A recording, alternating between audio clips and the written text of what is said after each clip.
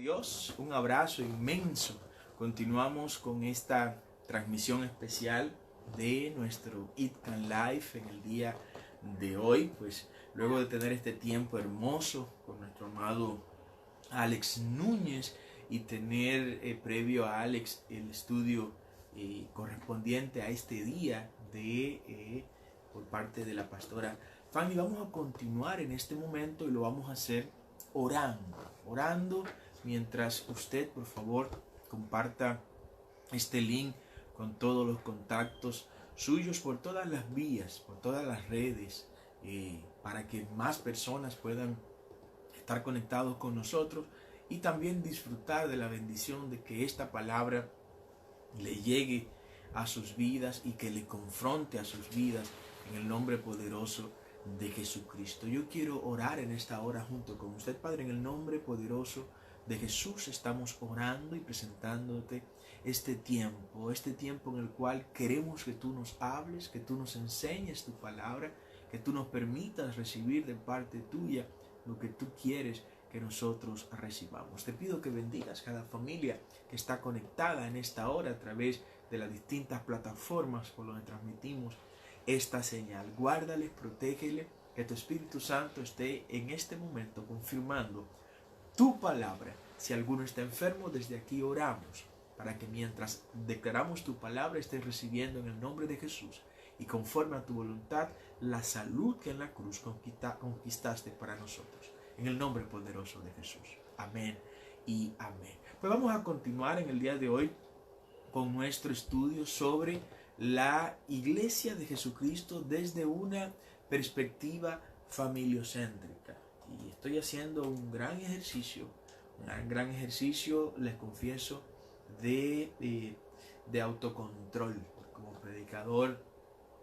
predicador pentecostal, sin lugar a dudas. Pues tenemos de una u otra manera ese gran compromiso de predicar la palabra, y por lo general lo hacemos así, ustedes saben, lo hacemos con el carisma que los predicadores pentecostales solemos tener y con lo que solemos participar. Pero vamos a hacerlo tranquilito para que ustedes pues puedan tomar sus notas. Tomen sus notas, por favor, y compartan mientras van escuchando el link con todas las personas que puedan, para que más personas puedan disfrutar de este tiempo. La Iglesia de Jesucristo desde una perspectiva familiocéntrica. Este tema a nosotros nos ha abrazado, este tema a nosotros nos ha arropado, nos ha tomado, ¿no? Porque de una u otra manera este es un tema que trasciende la crisis que estamos viviendo por motivos del coronavirus. Este es un tema que va más allá de esta circunstancia. El tema de una iglesia familiocéntrica es un tema que nos mantendrá en perspectiva a lo largo de toda la vida en que haya iglesia, porque la iglesia de Cristo nació de esa manera, como hemos dicho en las anteriores participaciones, y esa iglesia que nació de esa manera, así deberá operar hasta que Cristo regrese por su iglesia. Esa es la garantía de que la iglesia existirá y subsistirá a todas estas circunstancias.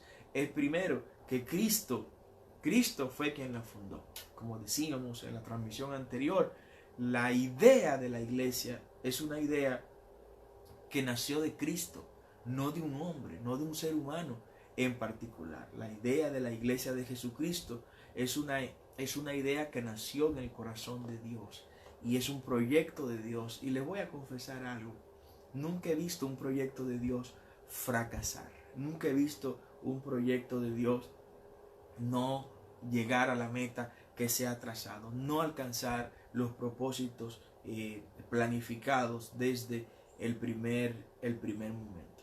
La iglesia desde su nacimiento tiene un propósito y tiene una razón de ser claramente definida, y es ser el cuerpo de Cristo, ser no una institución, porque cuando hablamos de una institución estamos hablando de algo que ha sido formado estrictamente por el ser humano con propósitos burocráticos. No, la iglesia es un movimiento. Y como movimiento no depende de un local. Como movimiento no depende de unas siglas.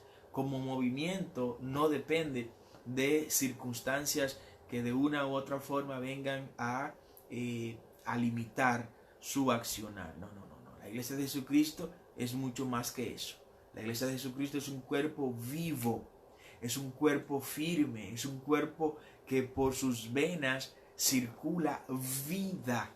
Como dice el mismo Jesús hablando, que el que cree en mí, de su interior correrán ríos de agua viva. Y esos ríos de agua viva no dependen de la asistencia estrictamente a un local físico. Pueden golpearme, pueden cerrarme el local físico, pueden impedirme entrar a un local físico donde nos reunimos, pero la iglesia del Señor sigue de manera firme, de manera permanente en el trabajo que tiene que hacer en favor del Evangelio. Y esto yo quería predicarlo en esta hora, y lo voy a hacer en el nombre del Señor, y quiero que de una u otra forma ustedes también nos acompañen en ese propósito, y que en ese propósito podamos comprender qué es lo que Cristo quiere para cada uno de los suyos, qué es lo que Cristo busca para los que formamos parte de este cuerpo. Los que formamos parte de este cuerpo, ¿qué rol tenemos? ¿Qué papel nos corresponde jugar a quienes estamos siendo parte del cuerpo de Jesús? Ese cuerpo de Cristo, que cuando hablo de este concepto, cuerpo de Cristo, para mí representa algo muy grande, representa algo sumamente delicado, sumamente importante, por una razón elemental. La razón elemental es que al Cristo definirnos a nosotros como su cuerpo, nos está diciendo: ustedes no son cualquier cosa. El que con ustedes se mete conmigo. Cuando Cristo nos dice: ustedes son mi cuerpo como iglesia, nos está diciendo: lo que yo pienso, lo que yo decido como cabeza, es contando con ustedes. ¿Alguien escuchó lo que dije? Es la importancia que tiene la iglesia. Por eso la iglesia es más que 4 paredes. Por eso la iglesia es más que un micrófono y un equipo caro, y grandes pantallas y grandes luces. Por eso la iglesia es más que una sigla. Por eso la iglesia es más que una denominación. Por esa razón la iglesia es mucho más que una institución. La iglesia es un cuerpo vivo. La iglesia es un cuerpo que se mueve, es un movimiento activo, un movimiento permanente. Por eso cuando nos negaron el parque, nos fuimos a los campos y nos adueñamos de los campos. Cuando nos negaron las ciudades, nos fuimos a los barrios y nos adueñamos de los barrios. Cuando nos impidieron predicar en un medio de comunicación, nos fuimos a otro medio de comunicación, pero no nos detuvimos. Cuando nos destruyeron nuestras primeras iglesias en Jerusalén, nos obligaron a salir de Jerusalén, pues fundamos iglesias en todas las ciudades que estaban en las periferias de Jerusalén, hasta llegar a los territorios limítrofes de todas esas zonas, y llegar luego a este nuevo mundo. La iglesia no se va a detener, la iglesia tiene que continuar. Pero ¿qué nos espera? Nos espera lo que hemos definido: una nueva realidad. La nueva realidad. ¿Qué es la nueva realidad? La nueva realidad es la nueva normalidad que nos va a esperar después del coronavirus. Después de estos tiempos de encerramiento nos espera una nueva normalidad. No estoy hablando de la misma normalidad. Estoy hablando de una nueva normalidad en la cual la iglesia tendrá que volver a sus orígenes que le dieron la razón de ser. Una iglesia que en una nueva normalidad entienda que ya no depende de lo que dice una estructura humana, sino que tiene que depender de Dios. Este tiempo de cuarentena nos está enseñando a nosotros, este tiempo en el cual estamos ubicados en nuestras casas, no por miedo, sino por disciplina y obediencia a las mismas autoridades, nos debe enseñar a nosotros a depender más y más de Dios. Nos debe enseñar a nosotros a tener el abastecimiento espiritual directamente de la fuente que es Cristo Jesús. Con esto no estoy, Dios me libre, ni menospreciando el trabajo de los ministros de ninguna de las confesiones. No estoy reduciendo la actividad que hacemos los pastores de ninguna manera. Los pastores seguiremos siempre, como dice el autor de los Hebreos, siendo honrados y respetados. Eso es innegociable. Ahora, los pastores, si amamos a Dios y si amamos nuestra grey, tenemos que empujar la iglesia a que se vincule de manera directa a Jesús, a que se vincule de manera directa a la raíz, a la fuente, como dijo el mismo Cristo: yo soy la raíz, yo soy el tallo, yo soy el tronco, y ustedes son los pámpanos. Si ustedes se desprenden de mí, sin mí nada ustedes pueden hacer. Esa es la iglesia a la cual se va a enfrentar el enemigo después que pase esta jornada del coronavirus. Una iglesia que ha aprendido a depender de Dios. Una iglesia que ha aprendido a depender del Espíritu Santo. Una iglesia que se ha compenetrado en la intimidad mucho más a fondo con el Espíritu Santo que le sostiene. Cuando Cristo se iba, antes de dejar establecida su iglesia, le dijo a los apóstoles: miren, si yo no me voy, no viniera entonces el otro Consolador. Él os guiará a toda verdad y a toda justicia. Y creo que nunca antes como en este momento, la iglesia de Jesucristo ha tenido que depender tanto del Espíritu Santo de Dios para ser guiada a toda verdad y a toda justicia. El Espíritu Santo es nuestra guía. El Espíritu Santo es nuestro paracleto. El paracleto es ese auxilio, ese ayudador que iba en las cortes romanas a darle apoyo al que estaba siendo juzgado, y que si no aparecía ese defensor, ese consolador, ese paracleto, ese tipo salía condenado de ese juicio, de ese tribunal. El Espíritu Santo está ahora en cada lugar, porque es Dios. El Espíritu Santo, como Dios, es omnipresente. Ahí donde te encuentras, ahí donde estás, el Espíritu Santo está tocándote, está cubriéndote, está guardándote, está guiándote a toda verdad, a toda justicia. Ahí donde tú estás con tu familia, el Espíritu Santo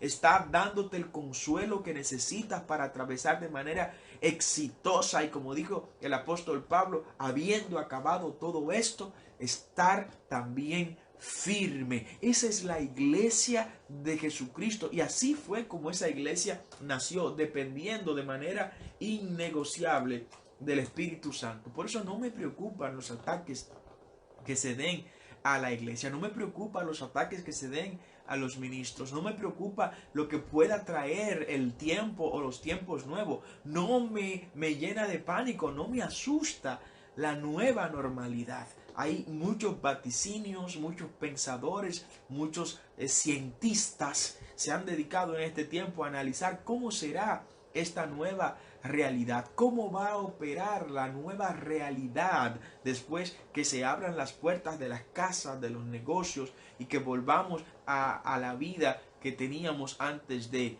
que será una vida con una, repito, nueva normalidad, donde muchas cosas habrán cambiado, donde lamentablemente el miedo, el pánico en mucha gente que no conoce de Jesús lo va a abrazar, donde gente que en este tiempo se encontró con Dios en sus hogares va a ir a las iglesias, pero también tenemos que estar preparados, porque mucho más personas podrían salir en este tiempo a cuestionar también, ¿por qué no?, la presencia de Dios y el trabajo de la iglesia en medio de este proceso. No será la primera vez que esto ocurra. La iglesia, cuando nació perseguida, pero ¿saben dónde era perseguida? No eran perseguidas en los templos, no eran perseguidas en las sinagogas, no eran perseguidas en las plazas, no, eran perseguidas en las casas. Dice la palabra que cuando el apóstol Pablo, siendo todavía Saulo de Tarso, un rabino judío, Rab Shaul, como le dicen los judíos, el rabino Saúl, descendiente de Gamaliel, discípulo, perdón, de Gamaliel. Gamaliel, que era nieto de Hiliel, uno de los cabezas principales de una de las dos escuelas rabínicas más importantes de su tiempo. Pablo, instruido ante los pies de Gamaliel, pues le daba a él las credenciales para ser rabino, pero también para ser muy distinguido por venir de manera directa de una escuela tan destacada como la escuela rabínica de Gamaliel. Bueno, dice la palabra que Pablo entraba a las casas, y quiero que te vayas conmigo, por favor, en el libro de Hechos, el libro de los Hechos, capítulo 17, dice que Pablo acostumbraba a entrar a las casas de los creyentes para asesinarlos. Es el trabajo de Pablo. De manera celosa entraba, como lo hacía, como persecutor de la iglesia de Jesucristo, como persecutor de la iglesia de Cristo. Pablo iba y entraba a las casas donde estaban los cristianos, los creyentes reunidos, y ahí los apresaba. Y bueno, participó Pablo inclusive en la muerte de Esteban, nuestro primer mártir. De manera que la iglesia nace perseguida, y nace perseguida donde nació, en las casas. Por eso hemos abrazado este término de la iglesia familiocéntrica, la iglesia de Cristo desde una perspectiva familiocéntrica. Implica esto que si las iglesias reunidas en las casas como estamos ahora mismo no seremos atacadas. Claro que sí, seremos atacados, porque así nacimos. Así nacimos y viviremos si somos iglesia de Jesucristo. Si somos iglesia de Jesucristo, siempre seremos perseguidas. Porque como decía Martin Luther King, solo basta con que digas las cosas en las que tú crees para que tengas adversarios. Solo basta con decir creemos en el Señor Jesucristo para ser perseguidos. Solo basta con decir creemos en la Biblia, creemos en el Espíritu Santo para ser perseguidos. De manera que no nos asombremos, no nos asustemos si desde nuestro propio hogar recibimos persecuciones. Ya no serán persecuciones como las paulinas, no, las de Saulo de Tarso antes de convertirse a Jesucristo. Ahora serán persecuciones diferentes. Serán persecuciones, algunas económicas, algunas sociales, algunas persecuciones serán ideológicas, algunas persecuciones tendrán que ver con la nueva normalidad que vamos a tener. Este concepto de iglesia familiocéntrica quiero reforzarlo y quiero compartir en este día algunas citas bíblicas que nos avalan todo esto. La iglesia familiocéntrica fue perseguida, fue de las primeras en ser perseguida. Quiero volver al texto del libro de los Hechos, capítulo 17, en el versículo 1 en adelante. Hechos, capítulo 17, versículo 1 en adelante. Dice, pasando por Anfípolis, Apolonia, llegaron a Tesalónica, donde había una sinagoga de los judíos. Está Lucas redactando acá. Y Pablo, como acostumbraba, fue a ellos, y por 3 días reposó y discutió con ellos en la sinagoga. Pablo aprovechaba su tradición judía y su fuerza judía y su reconocimiento en el pueblo judío para llevarle a Cristo Jesús.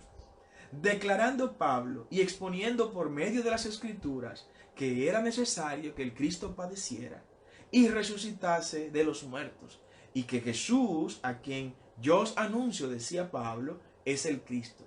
Oiga lo que ocurría, la reacción ante esta enseñanza del apóstol Pablo.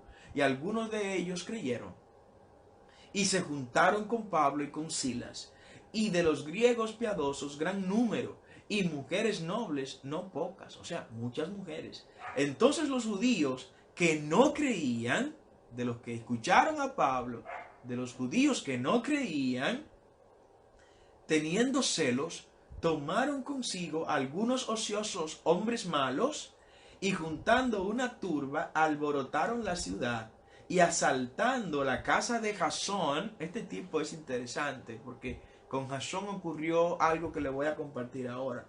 Y asaltando la casa de Jasón, procuraban sacarlos al pueblo. O sea, Pablo estaba reunido en Tesalónica, allá en Tesalónica, en la casa de Jasón.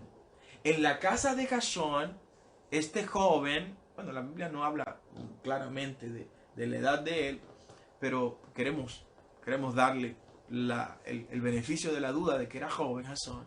En la casa de este señor se reunía la iglesia. O sea que podemos decir que la iglesia en Tesalónica nació en la casa de Jasón. Que la iglesia en Tesalónica nació en la casa de Jasón.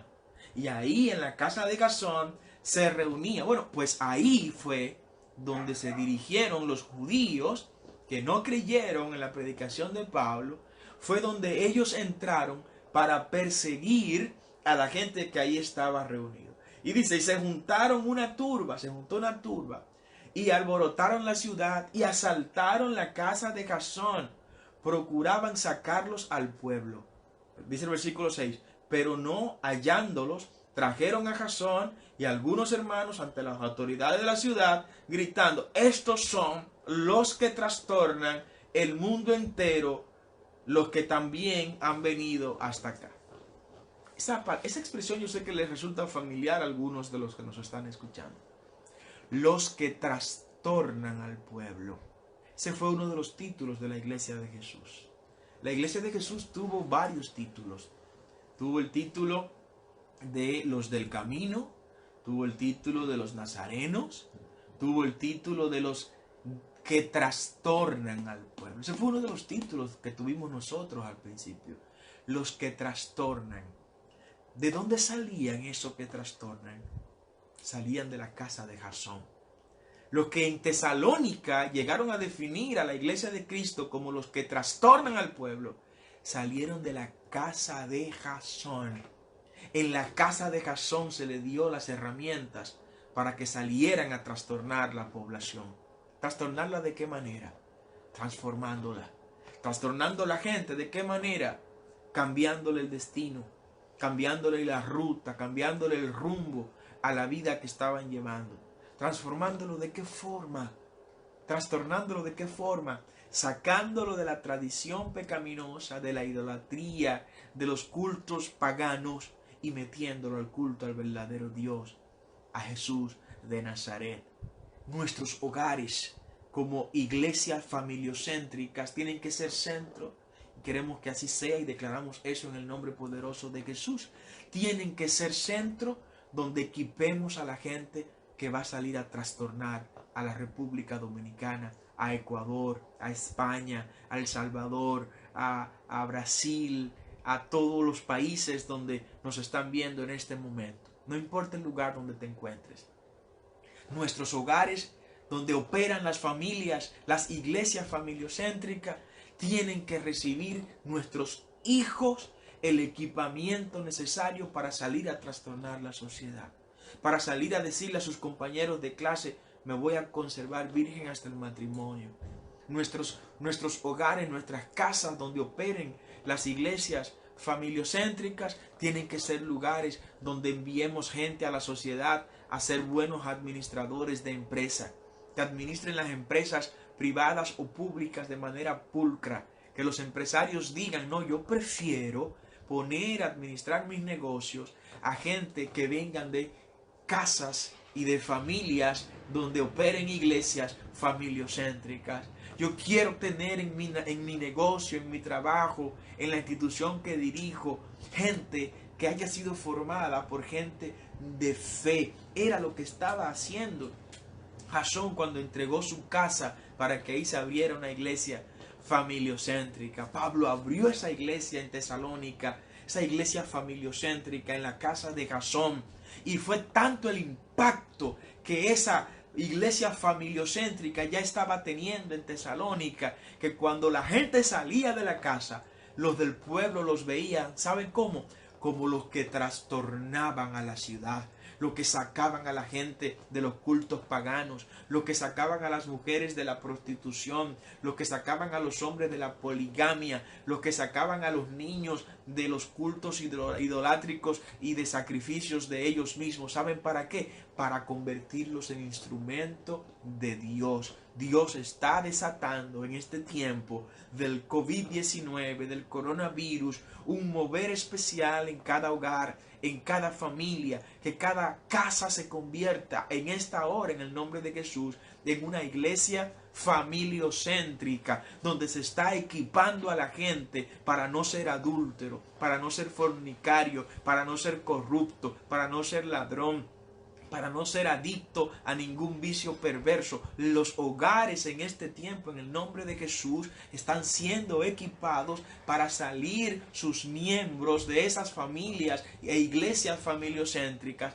a trastornar la sociedad. El país necesita gente trastornadores. República Dominicana, el Caribe, América Latina, América entera, el mundo necesita gente que salgan a trastornar, gente que le digan a lo malo malo y que a lo bueno le den el lugar de bueno. Cristo necesita que desde las iglesias estén saliendo un ejército de hombres y mujeres, desde las iglesias familiocéntricas estén saliendo un ejército de hombres y mujeres listos para conquistar, para vencer, para triunfar en esta temporada, en el nombre poderoso de Cristo Jesús. Las iglesias familiocéntricas tuvieron un protagonismo en el momento de iniciar la iglesia de Cristo, y nunca debió ese modelo ser cambiado, ser modificado o ser sustituido por otros modelos que hoy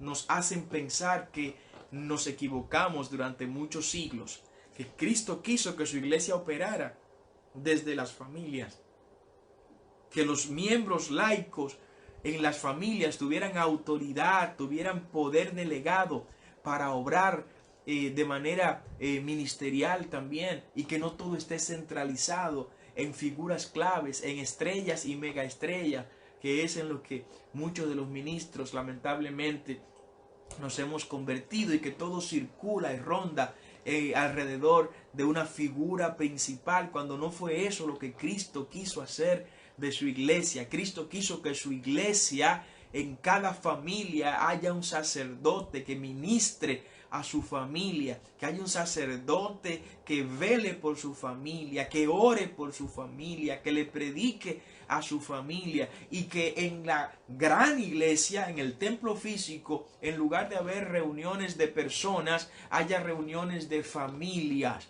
Que la iglesia, y es un reto que tenemos después que pase esta temporada del COVID-19, es que las iglesias se conviertan en centro de reunión de todas las iglesias familiocéntrica, que cada miembro de la iglesia sepa que no es él solo el miembro de la iglesia, sino que miembro de esa iglesia es toda su familia, y que él es el sacerdote de esa iglesia familiocéntrica. Pero Padre, yo vivo solo, yo estoy solo en la casa.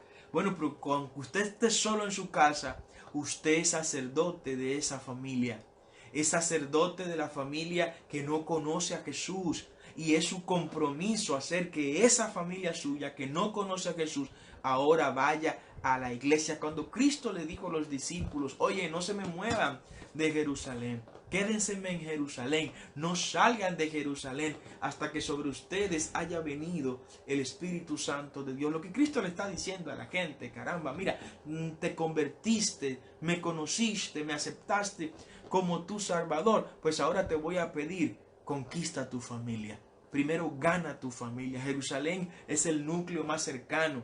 Jerusalén es el centro de operación natural de los judíos, y los discípulos, todos los 12, incluyendo al traidor, eran judíos. Y Cristo le dijo: no se me vayan de su centro de operación. Ustedes tienen primero que operar ahí en Jerusalén. En Jerusalén ustedes tienen que obrar milagros, prodigios, señales. En Jerusalén es donde yo quiero sellarlo con el Espíritu Santo de Dios. Jerusalén, que era para los judíos, para los discípulos de manera específica. Jerusalén, la ciudad del gran rey. Jerusalén, la ciudad del templo. Jerusalén, la capital histórica de Israel. Jerusalén, Jerusalén, la ciudad del gran rey, la ciudad eterna. Esa ciudad que era el centro de operación de esos discípulos de Jesús. En esa ciudad Cristo quería que ellos actuaran primero y que obraran de manera protagónica e inicial en ese lugar. Es lo que Cristo te dice en esta hora. Tu familia es tu Jerusalén. Tu familia es tu Jerusalén. Tu casa es tu Jerusalén. No te muevas de tu casa. No te muevas de tu iglesia familiocéntrica. Conquista a todos los miembros de tu familia. Hazle sentir, hazle saber que vale la pena vivir la vida de Jesús en la iglesia familiocéntrica. Apodérate en el nombre de Jesús de tu Jerusalén, que es tu familia. Y luego que tú te hayas apoderado de Jerusalén en el nombre del Señor, entonces te vas a ir a Judea, a Samaria, a Galilea y hasta los confines de la tierra. Dios te llevará a lugares que tú ni ideas tienes de que esos lugares existe, pero no puede enviarte hasta que no hayas poseído tu Jerusalén. Tienes que poseer tu Jerusalén. Tienes que adueñarte espiritualmente de tu casa, de tu familia. Óigame, que no falte en su oración el siguiente clamor: Padre, que no se pierda ni siquiera un solo de mis hermanos, de mis hijos, de mis tíos, de mis primos, de mis padres, de mis cuñados, mis cuñadas, que no se pierdan ninguno, que todos te conozcan. Entrégame mi Jerusalén. Tu familia es tu Jerusalén. No te muevas de ese lugar. Bendito sea el nombre del Señor. Y ocupa tu lugar de sacerdote, de sacerdotisa del Señor, ahí donde estás. Ocupa tu lugar de autoridad en el mundo espiritual y empieza haciéndolo con tu familia. No es peleando, no es hablando duro, no es alzando la voz, no es viendo quién grita más. No es así como vamos a conquistar nuestra Jerusalén espiritual, que es nuestra familia. Nuestra Jerusalén espiritual la vamos a conquistar de rodillas, peleando espiritualmente para que el Señor proteja a los nuestros. Es orando, es ayunando, es enseñándole la palabra, es equipándolo para cuando salgan de nuestra casa estén listos para conquistar cualquier terreno que haya que conquistar. Hay otra enseñanza que quiero dejarte, tiene que ver con la iglesia en Corinto. Ya te dije dónde nació la iglesia en Tesalónica. La iglesia en Tesalónica nació en una casa de una persona que la puso a la disposición del reino. Se trata de Jasón. La iglesia en Corinto, ¿dónde nace? La iglesia en Corinto nace en otra casa, en la casa de Justo. Justo, sí, de origen romano.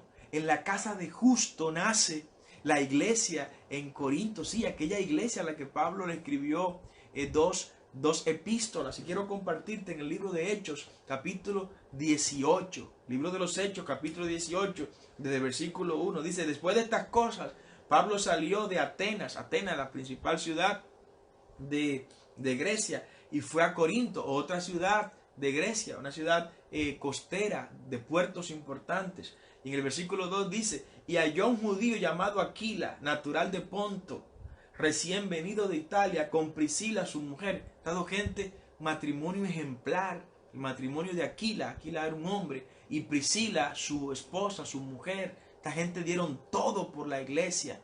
Se cree que en Roma, la iglesia en Roma nació en la casa de ellos, en la casa de Aquila y de Priscila, pero luego también se fueron a Corinto, y allá en Corinto también habilitaron su casa para abrir más iglesias en Corinto, pero primero salió y nació la iglesia en la casa de Justo, como vamos a ver en este tema. Recién venido de Italia, con Priscila su mujer, por cuanto Claudio había dado orden de que todos los judíos saliesen de Roma, fue a ellos, y como era del mismo oficio que con ellos, o sea, Pablo fabricaba tiendas. Pablo vivía económicamente hasta cierto punto de su trabajo como perito arquitecto, fabricando tiendas, tabernáculos, lugares donde la gente que iba de peregrinaje habitaban de manera transitoria. Y dice: y se quedó con ellos. Aquila y Priscila también trabajaban fabricando este tipo de tiendas y esto los hizo unificarse. Y trabajaban juntos, pues el oficio de ellos era el de hacer tiendas. Dice el versículo 4 del libro de los Hechos, capítulo 18. Y discutía en la sinagoga todos los días el apóstol Pablo, todos los días de reposo, y persuadía a muchos judíos y griegos. Y cuando Silas y Timoteo vinieron de Macedonia, Pablo estuvo entregado por completo a la predicación. Dice el versículo 6. Pero oponiéndose y blasfemando estos, les dijo, sacudiéndose los vestidos, vuestra sangre, la gente que no creía lo que estaban predicando los muchachos, sea sobre vuestra propia cabeza. Yo limpio desde ahora, me iré a los gentiles. Pablo, al ver que esta gente no quieren escucharlo, los judíos en la sinagoga, pues le dijo, bueno, Dios tenga misericordia de ustedes. Ya yo me libré de la carga, me libré de la presión espiritual, porque ya le he predicado y ustedes no han querido creer. Dice el versículo 7, y saliendo de allí, se fue a la casa de uno llamado Justo, temeroso de Dios, la cual estaba junto a la sinagoga. Ahí nació la iglesia de Jesucristo en la ciudad de Corinto. ¡Wow! En una casa, una iglesia tan poderosa como fue la iglesia de Corinto. ¿Qué Dios quiere que nazca en tu casa a través de tu iglesia familiocéntrica? ¿Qué Dios quiere alumbrar en tu casa en este tiempo donde desde ya estamos instalando iglesias familiocéntricas? Iglesias donde las familias sean operativamente el centro de su trabajo. ¿Qué es lo que quiere Cristo dar a luz en tu familia en este tiempo? Este tiempo puede ser el tiempo para que tú paras ese sueño, para que paras esa visión, para que paras ese proyecto, para que alumbres eso que tanto anhelas. Este es el tiempo para que puedas ver lo que Dios quiere entregarte. Ese hijo, cuando hablo de un hijo, hablo de un sueño, hablo de una visión, hablo de un proyecto. Cuando hablo de un hijo, estoy hablando de algo que está dentro de ti. Eso que Dios ha puesto dentro de ti. No es para que te vayas al cementerio con ello. No, es para que al igual como en la casa de Justo nació en Corinto su iglesia, así en la casa tuya nazca juntamente con esta iglesia familiocéntrica, nazcan tus sueños, nazcan tus fuerzas. Sí, esta cuarentena tiene que ser un tiempo de retomar fuerzas, de reabastecernos de la energía que necesitamos para continuar hacia adelante. Este tiempo es para eso, en el nombre poderoso de Jesús.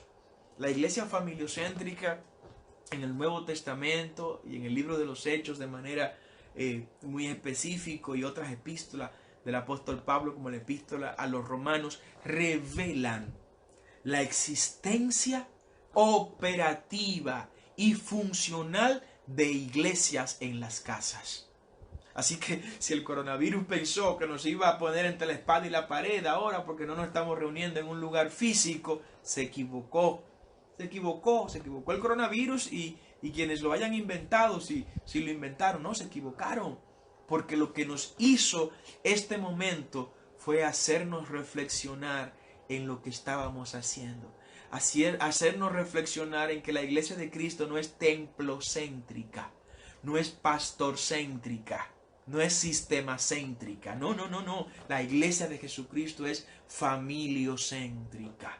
Y que si tenemos 2000 años operando, si tenemos 2000 años dependiendo del Espíritu Santo de Dios, si tenemos 2000 años de pie, es porque creímos en una palabra en la que Jesús le dijo a Pedro: yo te digo que tú eres Pedro.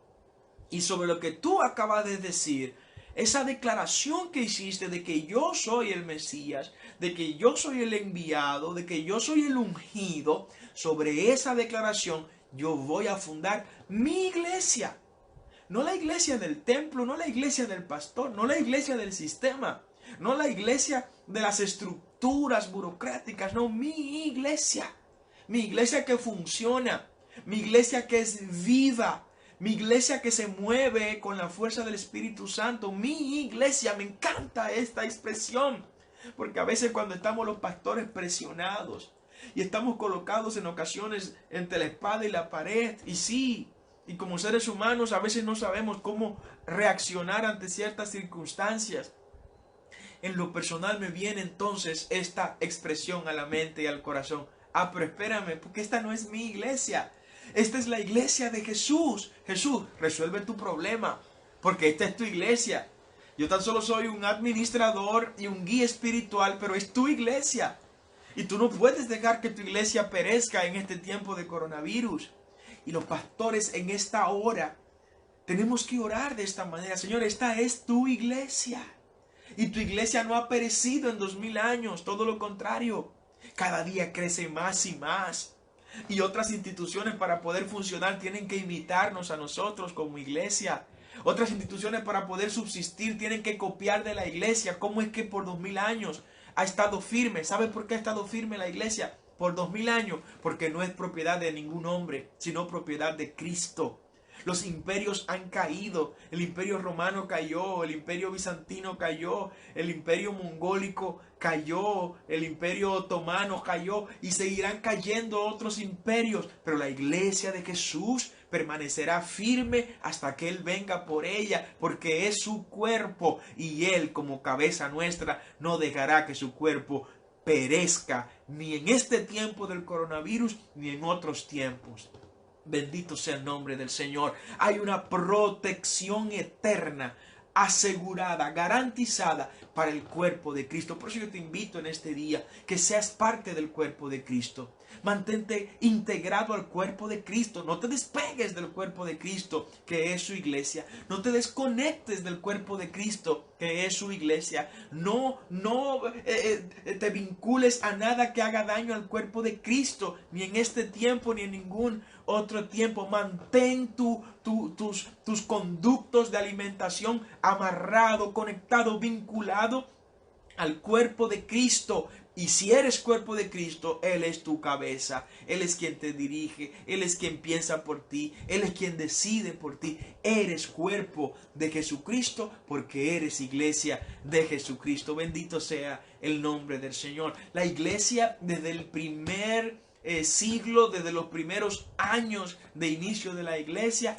operaba desde las casas. Funcionaba en las casas, funcionaba en los hogares y comenzaron a construirse los templos. Bueno, cuando ya en una casa no cabía toda la gente que iba a esa iglesia familiar, entonces ¿qué se hizo? Se hizo una asamblea, una congregación a donde asistían las iglesias familiares. En una determinada comunidad de repente ya había 10 casas y en esas 10 casas pues mucha gente se reunía. Ya no daba el espacio para cada una de ellas. Se decía entonces el ministro instalado en esa zona: mira, vamos a buscar un espacio amplio, grande, le llamaremos iglesia también, que significa en griego asamblea o reunión o congregación, y vamos a decirle a todas las iglesias familiares, familiocéntricas, que el día tal se van a reunir en este local. Pero ¿qué era lo que había? ¿Una reunión de miembros o una reunión de familias? Era una reunión de familias. Las familias se reunían como familias o iglesias, que iban como iglesias familiocéntricas y se juntaban todas. Eso tenemos que retomarlo. ¿Saben por qué? Porque volverán tiempos en el que nos impedirán ir a los templos. Volverán tiempos en los que nos impedirán predicar en las plazas. Volverán tiempos en los que no podremos tener los altavoces en las calles, pero no podrán impedir que en las familias, en las iglesias familiocéntricas, elevemos nuestras manos y cantemos al Señor. Adoremos al Rey, prediquemos su palabra, oremos al Dios eterno. Por eso la iglesia está de pie. Por eso lo que está ocurriendo en el plano espiritual no ha hecho daño a la iglesia. Hemos perdido pastores por el coronavirus, hemos perdido miembros por el coronavirus, pero la iglesia sigue de pie, la iglesia sigue firme porque es el cuerpo de Jesucristo. El apóstol Pablo nos da indicios claros e innegables de que la iglesia al principio operaba desde las casas. Y te quiero llevar, por favor, a la epístola de Pablo a los romanos. Vete conmigo, por favor. La epístola a los romanos es la que está inmediatamente después del libro de los Hechos. Ahí Pablo nos revela cómo él trataba a esas iglesias que se reunían en las familias. La epístola a los romanos, capítulo 16, desde el versículo 1. Capítulo 16, desde el versículo 1. Oiga lo que nos dice el apóstol Pablo. Os recomiendo además nuestra hermana Febe, la cual es diaconisa de la iglesia en Cencrea. Febe era diaconisa en Cencrea. Yo quiero que alguien vincule esto a lo que algunos dicen, que las mujeres no pueden tener posiciones en la iglesia. Qué equivocados están. Desde que la iglesia nació, las mujeres están ocupando posiciones protagónicas. Gloria a Dios por las mujeres. Si hay alguna mujer que nos está viendo por alguna de las vías, por favor, escriba un gloria a Dios por las mujeres, para sentir que tengo el apoyo de ustedes en esta posición. Febe, una mujer. Os recomiendo, el apóstol Pablo hablando, os recomiendo además nuestra hermana Febe. Era una mujer, Febe, la cual es diaconisa de la iglesia en Cencrea. Diaconisa. En ese tiempo, déjenme decirle que el rol de los diáconos era un rol que prácticamente se equiparaba al rol de los pastores.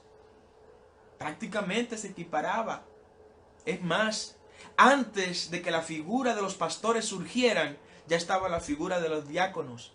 Recuerden los 7 diáconos que fueron elegidos para ayudar a los discípulos. No se eligieron 7 pastores, se eligieron 7 diáconos, como queriendo decir, bendito sea el nombre del Señor, que ese rol, ese papel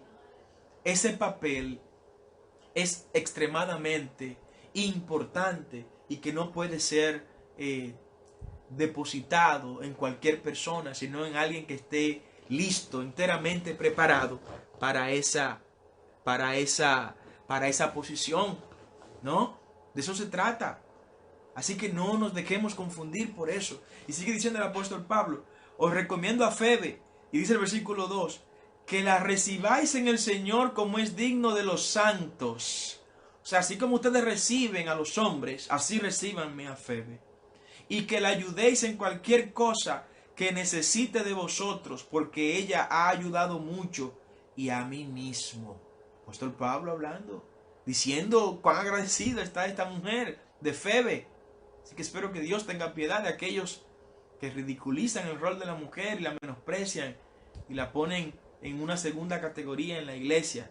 Ahora dice Pablo en el versículo 13, capítulo 16, saluden también a Priscila y a Aquila. ¿Recuerdan la pareja hermosa de la que le hablé? Mis colaboradores en Cristo Jesús, que expusieron su vida por mí, a los cuales no solo yo doy gracias, sino que también todas las iglesias de los gentiles. Saludad también a la iglesia de su casa. Ojo, versículo 5 de Romanos 16, dice el apóstol Pablo, saludad también a la iglesia de su casa, o sea, a la iglesia que en Roma operaba, ¿dónde? En la casa de Aquila y Priscila. O sea, en la casa de Aquila y Priscila en Roma nació la iglesia de Jesucristo, en ese poderoso lugar, en esa poderosa ciudad de Roma. No fue en el Vaticano, no fue en la Capilla Sixtina, no fue en la Basílica no. La iglesia de Jesucristo nació en Roma, en la casa de Aquila y de Priscila. Una casa y después se multiplicó por muchas casas más. Bendigo a Dios por todo esto. Pablo le manda saludo a esta iglesia. Sigue mandando saludo Pablo a otras iglesias. La iglesia que nació en la Odisea. ¿Sabe dónde nació la iglesia de la Odisea? Nació en la casa de Ninfas. ¿De Ninfas? Otra mujer. En la casa de Ninfas. Dice el apóstol Pablo en la epístola a los Colosenses, capítulo 4, versículo 14. Os saluda Lucas, el médico amado, y Demas. Saluda a los hermanos que están en la Odisea, y a Ninfas, y a la iglesia que está en su casa. O sea, Pablo reconoce que esa reunión que hay en la casa de Ninfas es la reunión de una iglesia. Es la iglesia, porque la iglesia es la gente. La iglesia somos tú y yo. Tú y yo somos la iglesia del Señor Jesucristo. Y sigue diciendo el apóstol Pablo, la iglesia de la Odisea, recuerden, la iglesia de la Odisea nació ahí, en la casa de Ninfas. O sea, fue una iglesia grande, fuerte, poderosa, tan poderosa, que luego el Señor le envía una carta. Una de las 7 iglesias del Apocalipsis a la que se le escribe una carta es a esta iglesia, que nació en esa casa de Ninfa. Esto se escribió probablemente 60 años después de haberse fundado la iglesia. 60 años después de haberse fundado la iglesia ahí en la casa de Ninfas, en la Odisea, Juan, desde la isla de Patmos, escribe, cuando el Señor le ordena a las 7 iglesias, una carta a la Odisea. Se había dado tan fuerte y tan grande esta iglesia que ya decía que no necesitaba más nada. Y el Señor le dice, mira, ven y toma de mí colirio para que tus ojos sean abiertos. Porque tú te llamas rica, poderosa, pero yo te digo que tú eres desventurada. Esa iglesia de la Odisea era una iglesia, una mega iglesia ya. Era una iglesia poderosa, una iglesia que tenía mucho dinero. Los hermanos diezmaban mucho, ofrendaban mucho. Esa iglesia ya no necesitaba ayuda de nadie. Esa iglesia tenía todos los medios para hacerse sentir en la sociedad. La iglesia de la Odisea. Pero ¿cómo nació esa iglesia? Nació en una casa. Nació en una casa donde Ninfa dijo, yo quiero aquí una iglesia familiocéntrica. Quiero seguirte hablando de otra iglesia, y es la iglesia en Colosa. La iglesia en Colosa. ¿Dónde nació la iglesia en Colosa? La iglesia en Colosa nació en la casa de Apia. Apia, otra mujer. Parece como que Dios quiere que las mujeres jueguen un papel protagónico en el desarrollo de su iglesia. Yo no soy feminista para nada. Que me conoce sabe que no soy feminista y que no creo en ese feminismo trasnochado de mediados del siglo pasado para acá, que es una locura, ¿no? Pero soy bibliocéntrico y creo lo que la Biblia dice de las mujeres. En la iglesia, en la casa de Apia, vete conmigo por favor, ve, busca el libro, la epístola de Filemón. La epístola de Pablo a Filemón, en su capítulo 1, ¿no? Versículo 1 en adelante, oye lo que dice Pablo. Pablo, prisionero de Jesucristo, y hermano de Timoteo, y el hermano Timoteo, al amado Filemón, colaborador nuestro, y a la amada hermana Apia. Usted no me ha escuchado ese nombre, pues se lo estoy dando ahora. Y a la hermana amada Apia, y a Arquipo, nuestro compañero de milicia, y a la iglesia que está en su casa. En la casa de Apia operaba una iglesia. Ahí nació la iglesia de Colosa, a la que luego se le escribió la epístola a los colosenses. Quiero terminar con esto, porque el tiempo ya nos vence en esta parte. La iglesia familiocéntrica es una iglesia llamada a entregar una herencia que perdura en los hijos y en los demás descendientes.